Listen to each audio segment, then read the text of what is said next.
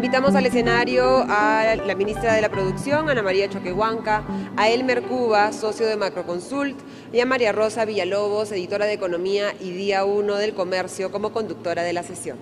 Adelante.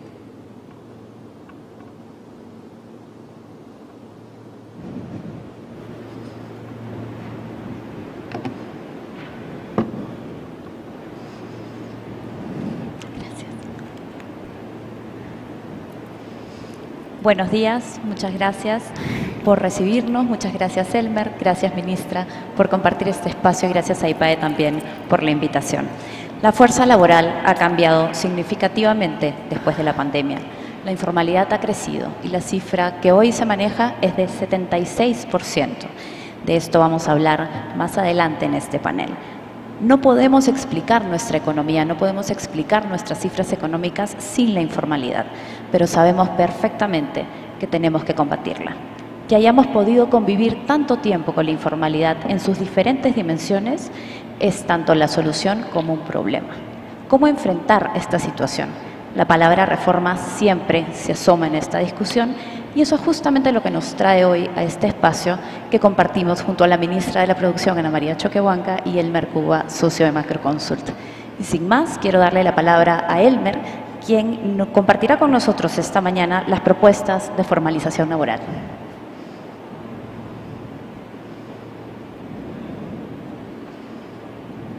¿Escuchan?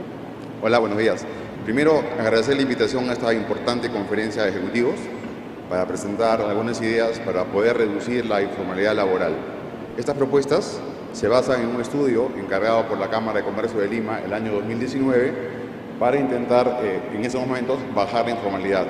Y aquí esta parte de la cosa ha empeorado, ¿no? La pandemia y las nuevas normas laborales han hecho las cosas más difíciles. Y en el caso de la Cámara de Comercio es un ejemplo que un gremio privado puede ir más allá de los propios intereses gremiales a proponer ideas transversales pensando en el bienestar general. Se agradece entonces el apoyo de la Cámara de Comercio. Lo que viene a continuación en parte son esas propuestas y en parte nuevos datos que han ido apareciendo, análisis y mejoras que hemos tenido. Comienzo con la parte de la pregunta: ¿dónde está el problema de la informalidad laboral? Porque hay que definirlo bien. Para entender un problema y combatirlo, tenemos que definirlo bien y analizarlo. Y dependiendo quién haga un trabajo, un estudio, me fui muy rápido. Por ejemplo, para la OIT, el informal puede ser un independiente sin pensiones. Para el INEI, el informal también puede ser un independiente que no tiene RUC. O sea, un independiente que no tiene RUC, un grafitero es informal. Pero desde el punto de vista laboral no es así. Desde el punto de vista de la ley laboral, el informal laboral es una persona que tiene una relación de dependencia, tiene un jefe, tiene un comando y tiene una periodicidad de pago. Ese es el informal y ese es el elevado en Perú. No hay que confundir entonces, en términos laborales, a alguien que es informal laboral de un independiente. Un independiente puro y duro no viola ninguna ley laboral. No hay una ley laboral para un limpia autos, ¿no? Es distinto. Entonces, eso hay que aclararlo para luego proponer ideas para mejorar ese estatus, ¿no? Ahora bien, lo que vemos en la pantalla es la curva de demanda agregada de Perú, ¿no? De los empleos dependientes. Y el salario mínimo corta esta curva en dos.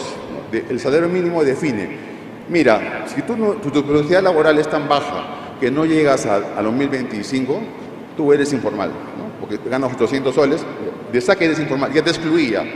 Pero hay otro segmento de informales, laborales, ¿no? Que trabajan en empresas informales también, que ganan más que eso, y sin embargo han decidido ser informales. ¿Por qué alguien que gana 3.000 soles al mes, cuyo jefe también gana 10.000, han decidido ambos ser informales, no tener RUC y operar debajo del radar, ¿no es cierto? Y ahí es donde queremos atacar. El diseño, ¿no? La arquitectura de las decisiones que han llevado a que muchas miles de empresas y millones de trabajadores decidan vivir en informalidad laboral ganando encima del mínimo, porque para los que ganan debajo del mínimo, el tema es más complejo, ¿no? Efectivamente hay que esperar algunos años que la economía siga creciendo y los reabsorba en el mundo laboral, primero formal, ¿no? La informalidad no es un fenómeno peruano, obviamente, es un fenómeno internacional.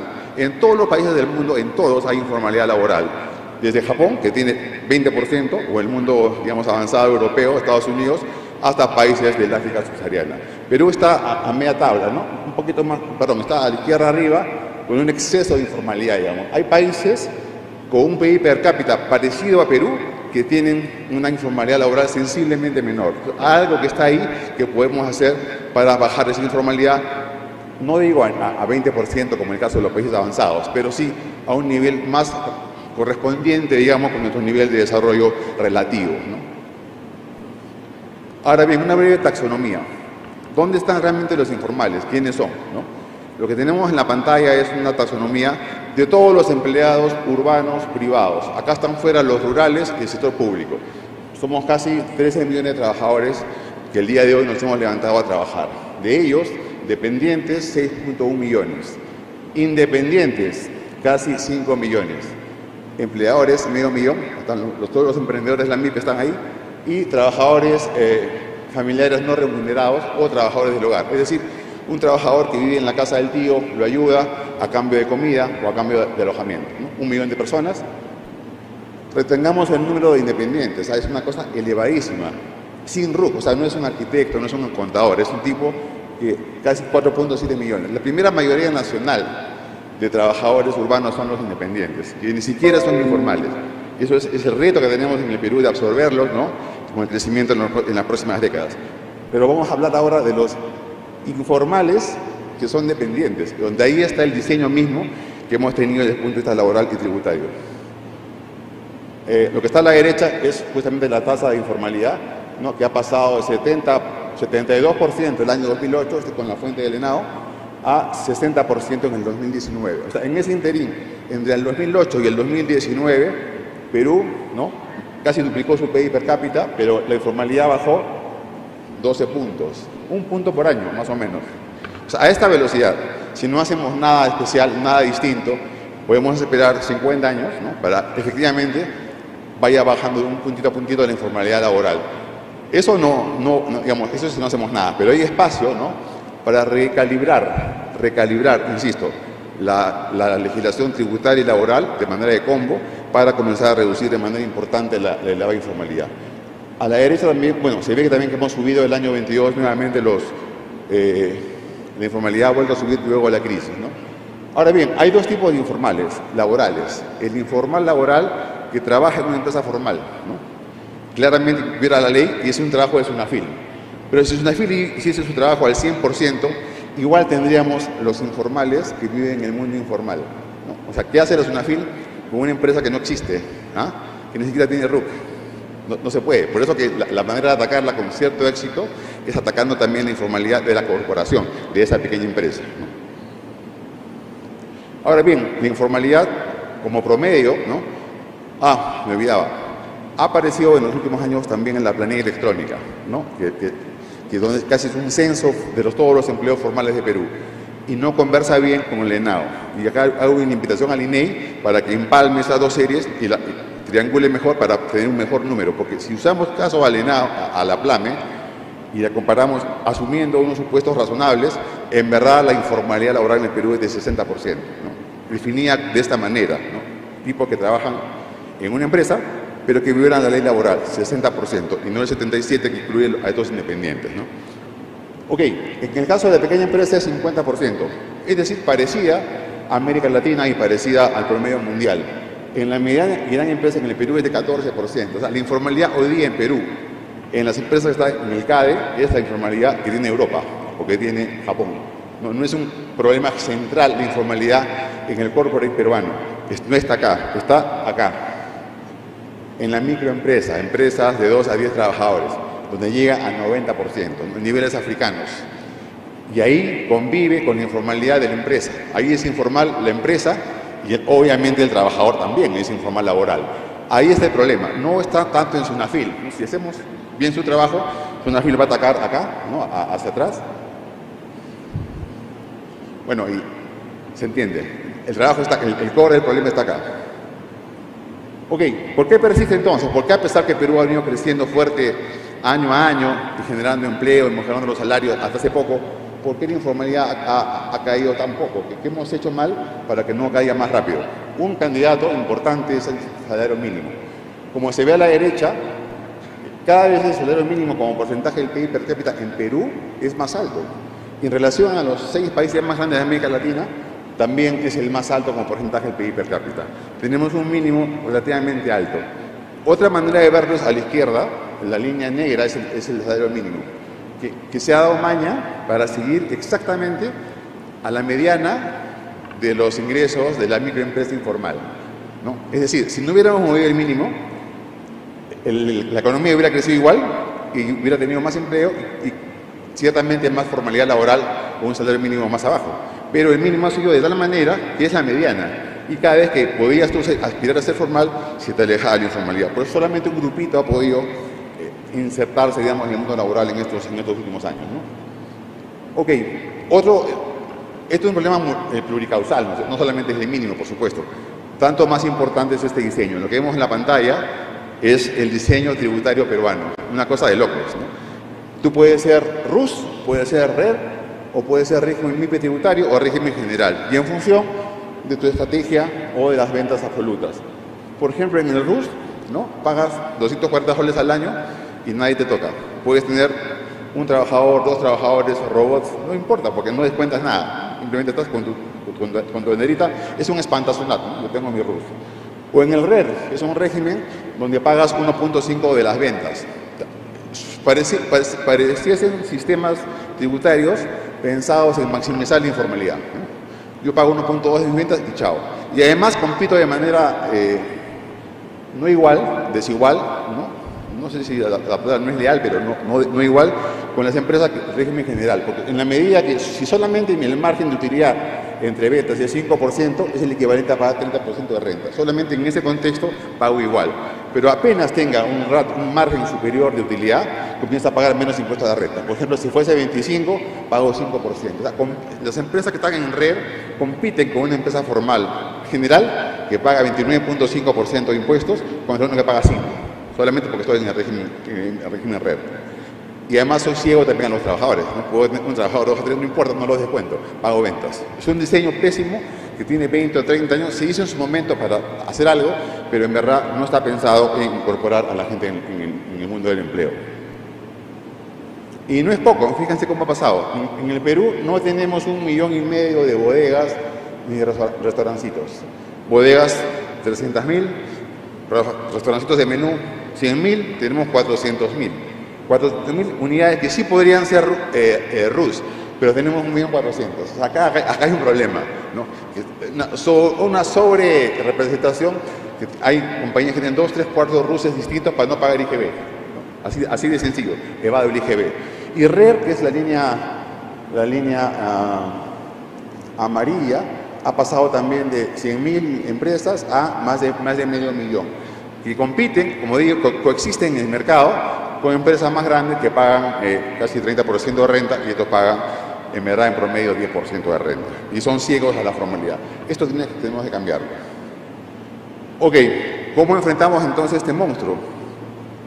¿Cómo es hoy día? A la izquierda es como es hoy.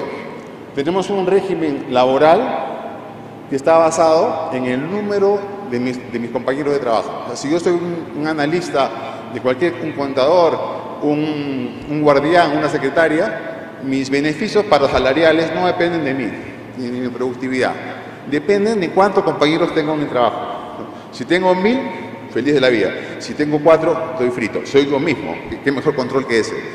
¿No? Es un régimen pensado o en ventas. Depende de las ventas de mi compañía. O sea, si tengo AFP, salud, vacaciones, CTS, no depende de mí. Depende de cosas que no controlo. De cuánta gente trabaja conmigo, ¿no? O cuánto vende mi compañía. Y el régimen de abajo, el régimen tributario, también es ciego, ¿no? Es de acuerdo, soy RER, soy RUS, soy lo que sea. Entonces, está mal diseñado, lo laboral y lo tributario. ¿Qué vamos a plantear acá? Ya no me queda ni un minuto. Es hacer algo progresivo. Leyes laborales cuyo numerario, cuya unidad de cuenta sea la productividad laboral, basada en salarios, ¿no? Basada en salarios. Y el impuesto basado, como es lo normal, basado en rentas, ¿no? Y ya, como no tengo tiempo, quizás en las preguntas puedo ampliar, voy rápidamente a ello. Esto Lo vamos a hacer más público para mostrar eso con el tema de tiempo, pero hoy día hay un régimen NIPE existente, que está a la izquierda, que nadie lo conoce o pocos lo usan. O sea, ya hay un régimen hoy día que tiene esas normas, ¿no? Que están ahí, menos vacaciones, menos ETS, menos rectificaciones y nadie lo usa. Y a la derecha está el estado del régimen vigente, el régimen general de Perú. Lo que estamos planteando es un régimen general progresivo, en la medida que tu salario comienza a mejorar, también comienzas a tener mayores aportes a salud o mayores aportes a tu pensión. ¿Por qué? Porque en un mundo de agentes tan heterogéneos hemos legislado como si fuesen homogéneos, ¿no? Hemos asumido, para tu pensión, 10% de ahorro. Oye, pero si mi ahorro voluntario es 2, ¿tú me obligas a ahorrar 10? No, viejo, no me meto a ese mundo. O sea, hemos legislado pensando en el agente representativo único y no adaptarnos a la heterogeneidad tanto de la microempresa como del trabajador. Entonces, con esta propuesta estamos yendo gradualmente a tener el full. ¿Cuál es el full? Que está a la derecha. 30 días de vacaciones, CTS, etcétera, y todo completo. ¿Y por qué ese umbral? Porque el mismo Estado peruano ha definido que tú eres un adulto que debes pagar impuestos si ganas más de 100 UITs. Si ganas más de 100 UITs ya te cobro impuestos a la renta. Es llevar eso que ya existe al régimen de seguridad social y al régimen de salud. Termino con esto, a la parte, un último grafiquito, con el perdón de minuto que me estoy pasando. El régimen de impuestos, eliminar el RUS, eliminar el RER y volverlos a lo que era el origen del RUS, a bodegas. Y el régimen general para la microempresa, que sea similar al régimen hoy día vigente para personas naturales. Es decir, a un pequeño emprendedor microempresario que gana 10.000 soles, no le cobres 30% de renta. ¿No? Cobra lo mismo como si fuese un tipo que paga cuarta o quinta. Es decir, gradualidad, pero generalidad. Yo termino aquí porque ya estoy volando el tiempo. Muchas gracias.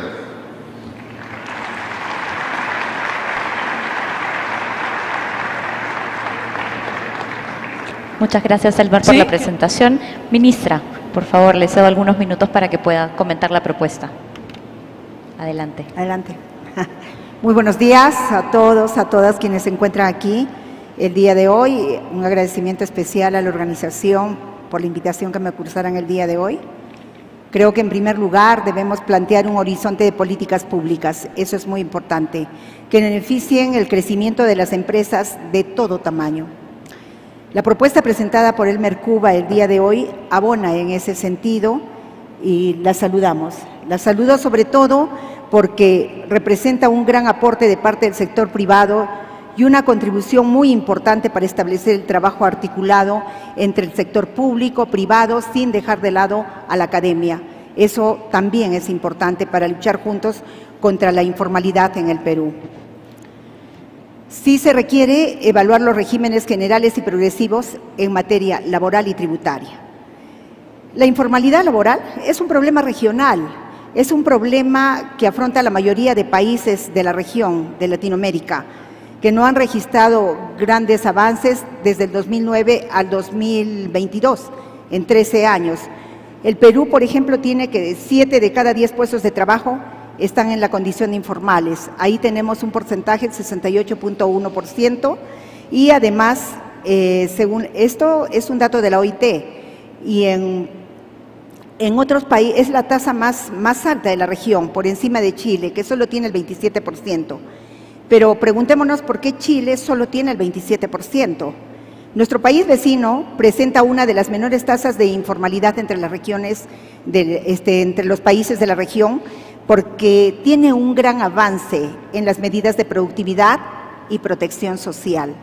Entonces, mientras el Perú entre el 2009 y 2022 solo escala 9 puntos, reduce esta informalidad en 9 puntos porcentuales, de 77.1 a 68.1 ahora el 2022, entonces vemos que la productividad pues no ha tenido mayor escala.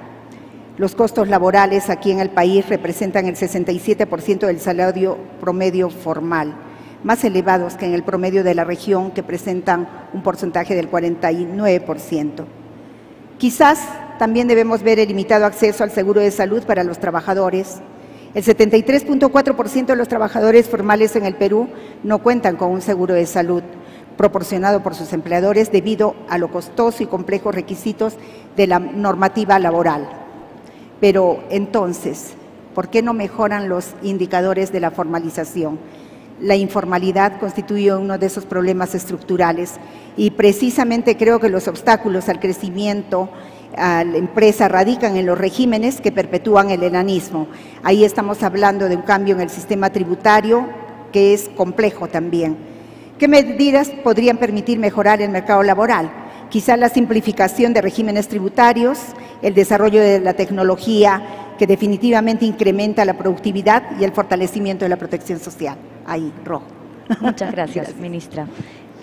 Bueno, quiero comenzar a abrir el diálogo entre los tres, claro, comenzando con una pregunta para Elmer y agarrando una de las cosas que mencionaste al inicio de tu presentación. Los informales no son todos iguales, lo decía yo al inicio, manejamos una cifra de 76% y más bien la diferenciación es importante porque la solución es diferente. Tenemos a los informales por un lado y a los independientes por otro. Quisiera profundizar en esa idea. ¿Cuál es la diferencia? Sí, cómo no. Meter a los independientes en el saco de los informales es en verdad invisibilizarlos, ¿no? En verdad, los independientes de Perú que no tenían RUC, hemos visto rápidamente en un gráfico, ganan 900 soles. Y son la primera mayoría. O sea, en todo el Perú urbano, ¿no?, la primera mayoría laboral son casi 5 millones de personas, cuya mediana son $250. Ese es el país, ¿no? Entonces, ¿qué le puedes dar a ellos? Ellos, en el fondo, ellos aspiran a ser dependientes. Muchos de ellos no son almas libres. Ellos quisieran tener un empleo, alguien que les pague, ¿no?, con una mensualidad, con una periodicidad. Estamos hablando, Elmer, perdón, de un cafetero, de un carpintero. Así es, el tipo que lava el auto, el cafetero, el carpintero, el pintor de brocha gorda que va a pintar ahí de vez en cuando las casas, ¿no? El Estado peruano tiene que darle, obviamente, cuando se jubile, una pensión universal mínima para que no sea pobre extremo, y el CIS, ¿no?, está pensado para ellos. Pero ojalá que Perú crezca más rápido y pueda ser absorbidos con salarios superiores, incluso al mínimo. Ellos están debajo del mínimo, ¿no?, que es distinto al trabajador dependiente informal, que es para el cual hemos presentado estas propuestas, es recalibrar las normas laborales y tributarias. Es un combo. Si solamente se hace la parte tributaria, como se ha pedido ya hoy a facultades, y no la parte laboral, va a quedar imperfecto y no va a tener un efecto positivo. Hay que entrar a ambas cosas, tributario y laboral, ¿no? Gracias, Elmer. Ministra, desde el PRODUCE, ¿cómo se enfrenta esta problemática? ¿Cuáles son los programas que actualmente enfrentan la informalidad laboral? Antes de señalar los programas que se vienen trabajando desde el gobierno aquí en el país, quiero decir que es importante propiciar sobre todo el crecimiento empresarial a todo nivel, especialmente mejorar las cadenas de proveedores para que el crecimiento de las empresas de mayor tamaño jalen el crecimiento de las de menor tamaño. Estoy hablando de las empresas grandes, que son grandes tractoras. En el Ministerio estamos ya implementando un programa que tiene que ver con este sistema. Ahora, nosotros actualmente en el Ministerio de la Producción tenemos uno que se dedica exclusivamente a la formalización, que es el programa Tu Empresa. Formalizó el año anterior 70.000 empresas, sabemos que es insuficiente porque en el Perú hay millones, pero vamos en ese camino. Luego también en el Ministerio de Trabajo y Promoción de Empleo tenemos un programa que el 2022 atendió a 70.000 personas a nivel nacional y a través de este centro integrado Formaliza Perú, que se encuentra en todas las regiones, está también tratando de lograr abonar en esa baja de la informalidad. Y desde el 2021 sí articula sus acciones porque creo que los planes tienen que ser multisectoriales y articula con el programa de Tu Empresa. La SUNAT también cuenta con un sistema integrado de registros electrónicos y con una iniciativa Emprender Exportando que ya está yendo a otros niveles donde puede existir la formalización cuando uno empieza a mirar el tema de la exportación. ¿Qué propuestas podemos tener en este momento? La simplificación de regímenes tributarios, por ejemplo, pero que definitivamente siempre yo lo he manifestado cuando he estado al otro lado de la acera, decíamos la carga laboral y tributaria, la mochila que carga un empresario en el país con la carga laboral y tributaria que tiene, que muchas veces si la promediamos llega a 42%, es muy pesada. Entonces aquí nuestra mirada está puesta sobre todo en el tema de productividad. Sin productividad no hay nada. Sin productividad no hablemos de bajar los niveles de informalidad, que han llegado a escalar más o menos al 80% hoy en día, y definitivamente ese es un trabajo que hay que hacer, pero que tenemos que hacerlo ahora. Gracias, ministra. Elmer, ¿qué se ha hecho antes en términos de formalidad? ¿Qué ha funcionado y qué no? ¿Qué se ha hecho antes en términos de enfrentar la informalidad? ¿Qué ha funcionado y qué no ha funcionado? Bueno, antes se ha hecho de todo, ¿no? Y no ha funcionado. Pero básicamente estas normas son de inicio de los 90s. Era más que todo un registro administrativo, ¿no? Ya invéntate esto, y en esa época tampoco, para ser justos, el RER nació para simplificar. Los que están en el RER pagan IGB, por ejemplo, ¿no? Pero no llevan libros. Pero hoy día, en el año 2023, no sé si toca la tecnología, SUNAT ya tiene los comprobantes electrónicos. Y hay un sistema que se llama CIRE, que también está funcionando. Y hoy día ya es posible que pasar al régimen general de impuesto a la renta. O sea, eliminar el RER, mejorar el RUS y pasar todos a un régimen general de renta progresivo, ¿no? Progresivo. Y además, la SUNAT, así como cuando tú eres cuarta o quinta, la SUNAT te hace el trabajo y tú solamente chequeas que está bien o no y pagas tu impuesto a la renta, lo mismo para la empresa. O sea, hoy día la SUNAT está capacitada para hacer eso, para los decenas de miles de empresas que hay en el Perú, hacerle ya prefabricado a fin de año el impuesto a la renta para pagar. Entonces, eso no se podía hacer hace 20 años para ser justo también. Ahora, la propuesta de reducir el número de regímenes más allá de la laboral, que entendemos que debe ir junto por la propuesta que se mencionó hoy, se ha tratado de hacer varias veces. ¿Cuál crees que es la dificultad en esa transición? No, esto es importante, la venta política a esto. Acá estás dando derechos, ¿no? Por ejemplo, hoy día la ley laboral de la MIPE ya existe y la estás mejorando, en verdad. Pero estás recalibrando para quitarle menos liquidez a la empresa. Y la parte tributaria también existe, ¿no? Y está funcionando mal, porque estás generando problemas de evasión severos de evasión, de informalidad y también de competencia desleal con el que está al frente. Entonces, si eso, acá todos ganamos, en verdad no hay un gran perdedor, ¿no? Tenemos que comenzar a empujar esto primero al nivel de las ideas y luego a la venta política. Y si el gobierno hoy día actual no toma esto, lo será el siguiente, pero hay que ganar esa batalla de las ideas para que esto se vaya empujando, ¿no? Muchas gracias, Elmer. Ministra, un mensaje final. Finales. Bien. Bueno, debo decir que la propuesta de política planteada el día de hoy por el experto abre el diálogo y lo nutre. Como gobierno, planteamos un debate que ponga en el centro de la discusión pública una estrategia que permita el crecimiento empresarial para coadyuvar a la formalización y aumentar la productividad. Así se logrará aumentar el crecimiento de largo plazo y evitar el estancamiento económico, siendo este el mayor riesgo que enfrenta la economía peruana. Como peruana, en estos últimos años y hasta hace poco, hice acompañamiento a la pequeña empresa y también a la gran empresa. Conozco los dos mundos, conozco sus problemas estructurales y hoy estoy aquí porque quiero contribuir con el país. Sé que es difícil, sé que el momento es complicado, pero soy una mujer de retos que asume el desafío de tratar de mejorar este país, porque el Perú lo vale, el Perú lo merece. Y señores empresarios, volvamos a creer para volver a crecer. Muchísimas gracias.